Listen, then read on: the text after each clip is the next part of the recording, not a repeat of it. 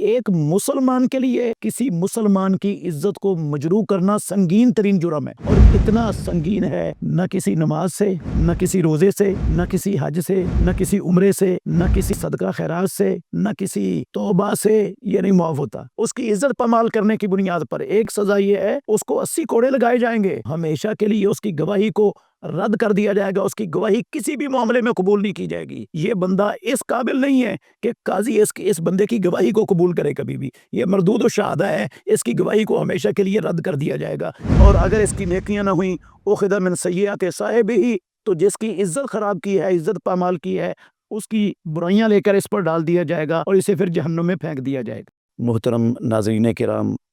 خطبہ حجۃ الوداع کی تیسری بڑی پکار جو محمد الرسول اللہ صلی اللہ علیہ وآلہ وسلم نے 1 لاکھ سے زیادہ صحابہ کے سامنے جس پکار کو بلند کیا اور جس کا اعلان کیا، وہ ہے ایک انسان کی عزت، صرف مسلمان کی نہیں، انسان کی عزت۔ ہر انسان کو اللہ رب العالمین نے عزت دار بنایا ہے۔ خود رب العالمین نے قرآن مجید میں ارشاد فرمایا، وَلَقَدْ كَرَّمْنَا بَنِي آدَمَ، ہم نے آدم کی اولاد کو عزت دار بنایا ہے۔ ہر انسان دنیا میں عزت دار ہے، اور یہ عزت اللہ رب العالمین نے دی ہے،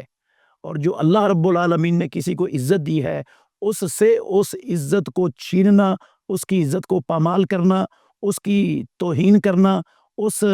یہ اسلام کے اندر حرام ہے۔ اسی طرح حرام ہے جس طرح ایک انسان کی اسلام کے اندر جان حرام ہے، جس طرح ایک انسان کا اسلام میں مال حرام ہے، اسی طرح کسی کی عزت پامال کرنا بھی حرام ہے۔ کہ انسان کسی کی ماں، بہن، بیٹی کے ساتھ بدکاری کرے، زنا کرے، منہ کالا کرے، یہ اس کی عزت کو پامال کرنا ہے، پورے خاندان کی عزت کو پامال کرنا ہے۔ انسان کسی کے بچے کے ساتھ قوم لوط والا عمل کرے، یہ اس پورے خاندان کی عزت کو پامال کرنا ہے۔ ایسے ہی انسان کسی کو گالی گلوچ دے، اسی طرح کسی پر بہتان باندھے یا کسی کی غیبت کرے، اس کی غیر موجودگی میں اس کے عیب بیان کرے، ان ساری چیزوں سے انسانی عزت مجروح ہوتی ہے، اور ایک مسلمان کے لیے کسی مسلمان کی عزت کو مجروح کرنا سنگین ترین جرم ہے اور سنگین ترین معاملہ ہے، اور اتنا سنگین ہے کہ یہ نہ کسی نماز سے، نہ کسی روزے سے، نہ کسی حج سے، نہ کسی عمرے سے، نہ کسی صدقہ خیرات سے، نہ کسی توبہ سے یہ نہیں معاف ہوتا۔ اس کی معافی کی ایک ہی شکل ہے کہ جس کی عزت خراب کی ہے، جس کا عزت کا جینے کا حق تلف کیا ہے، اس سے معافی مانگ لی جائے، اس کو جس طریقے سے وہ راضی ہوتا ہے اس طریقے سے راضی کر لیا جائے، اور وہ راضی ہو کر آپ کو معاف کر دے، وہ بغیر کسی چیز کے معاف کر دے، یا آپ سے کوئی تاوان لے کر معاف کر دے تو وہ تاوان دے کر آپ معاف کروا لیں۔ اگر وہ ویسے معاف نہیں کرتا تو جس طریقے سے بھی معافی مل سکتی ہے، وہ معافی اس کے ہاتھ میں ہے،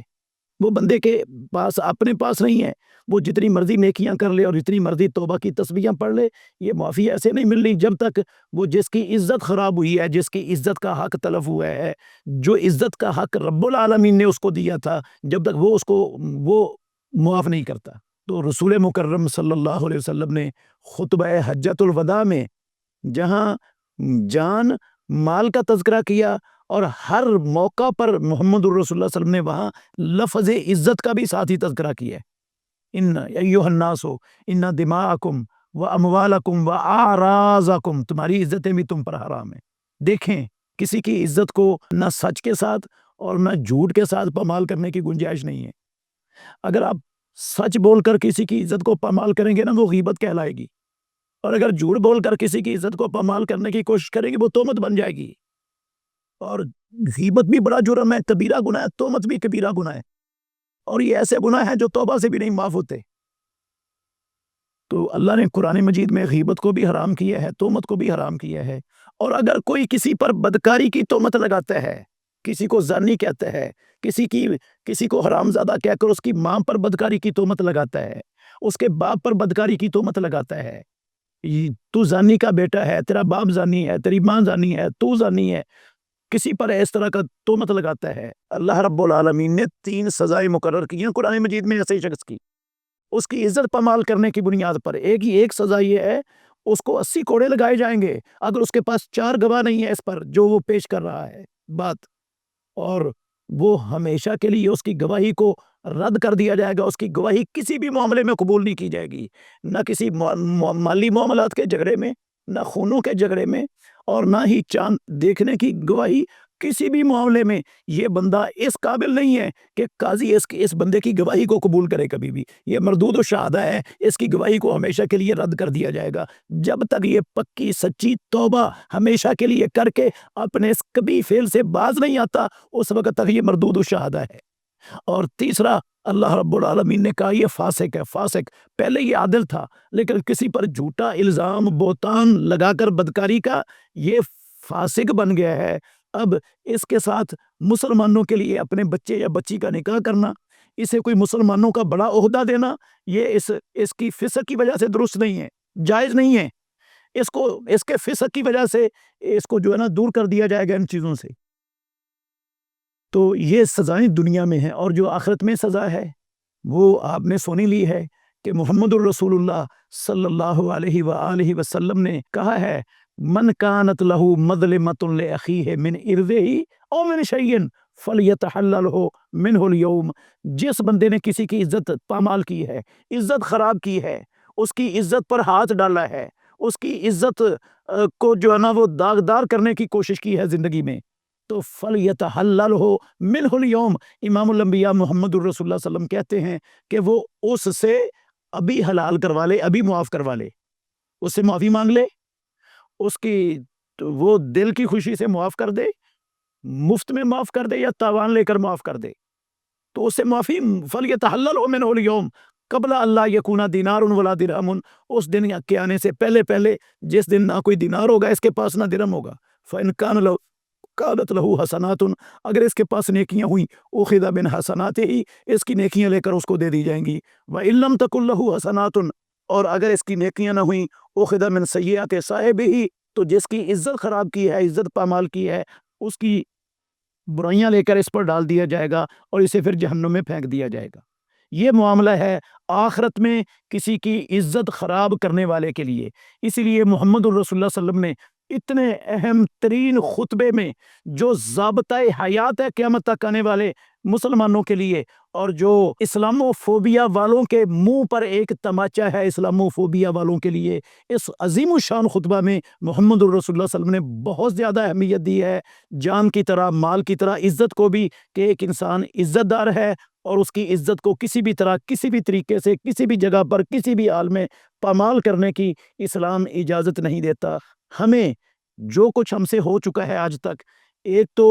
جن کی عزتیں ہم خراب کر چکے ہیں اپنے اعمال کے ساتھ، ان کے پاس جا کر ہمیں معافی مانگ لینی چاہیے،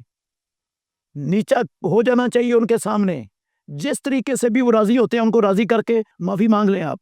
اور اگر وہ فوت ہو چکے ہیں یا ان کے پاس پہنچنا ناممکن ہے تو ان کے لیے دعا کریں، زندگی بھر جب تک اب زندہ ہے کہ ان کے لیے دعا کریں، یا اللہ ان کے درجات بلند کر دے، ان کے گناہ معاف کر دے، یا اللہ ان کو جو ہے نا وہ اپنی مقرب بندوں میں شامل فرما لے، اور ان کے لیے دعا کریں اور اللہ سے معافی مانگیں، یا اللہ وہ بندہ فوت ہو گیا ہے، میں اس کی عزت پامال کر بیٹھا تھا، تیرے نبی نے میرے اوپر حرام کی تھی، میں نے حرام کا ارتکاب کیا ہے، یا اللہ میں اب معافی مانگنا چاہتا ہوں، میں دیکھ اس کے لیے دعا کر رہا ہوں، اس کی اچھائیاں لوگوں کے سامنے بیان کر کے اس کی تعریف بھی کر رہا ہوں، تو یا اللہ مجھے معاف کر دے۔ تو امید ہے انشاءاللہ الرحمن اللہ رب العالمین کی طرف سے معافی مل جائے گی۔ ہمیں یہ اچھی طرح اپنا ذہن بنا لینا چاہیے کہ آج کے بعد زندگی میں کسی کی عزت پامال نہ کریں، کسی کی عزت پر ہاتھ نہ ڈالیں، کسی کی عزت کے لیے زبان مت چلائیں عزت خراب کرنے کے لیے، کسی بھی کردار، کسی بھی طریقے سے کسی کی عزت پر جو ہے نا وہ حملہ آور ہونا یہ حرام ہے اسلام میں، اور اس کی طرف کبھی جانے کا سوچیں بھی نہ۔ اور جو ہو چکا ہے اس کا تلافی کرنے کا طریقہ بھی میں نے آپ کو بتا دیا، اور ہمیں یہ چیزیں اپنے نصاب میں شامل کرنی چاہیے، کروانی چاہیے، جہاں نصاب بنتے ہیں وہاں یہ چیزیں نصاب میں شامل کروائیں، اپنے میڈیا پر، ہر قسم کے میڈیا پر اس کو عام کریں، خطبات میں، مساجد میں اس کو عام کرنا چاہیے ان چیزوں کو، اور گھروں میں ان باتوں کو عام کرنا چاہیے چھوٹے چھوٹے بچوں کی ان باتوں پر تربیت کرنی چاہیے۔ ہمارے معاشرے میں تربیت کا از حد فقدان ہے، اس تربیت کا اہتمام بہت زیادہ کرنا چاہیے۔ انشاءاللہ پھر ہم اہتمام کریں گے تو ان برائیوں سے اور ان محرمات سے اور ان بڑے بڑے سنگین جرائم اور گناہوں سے ہمارا معاشرہ محفوظ ہو سکتا ہے، ہم امن والی سلامتی والی زندگی بسر کر سکتے ہیں۔ اللہ ہم سب کو امن والی سلامتی والی زندگی بسر کرنے کی توفیق عطا فرمائے۔ آخر دعوانا الحمدللہ رب العالمین۔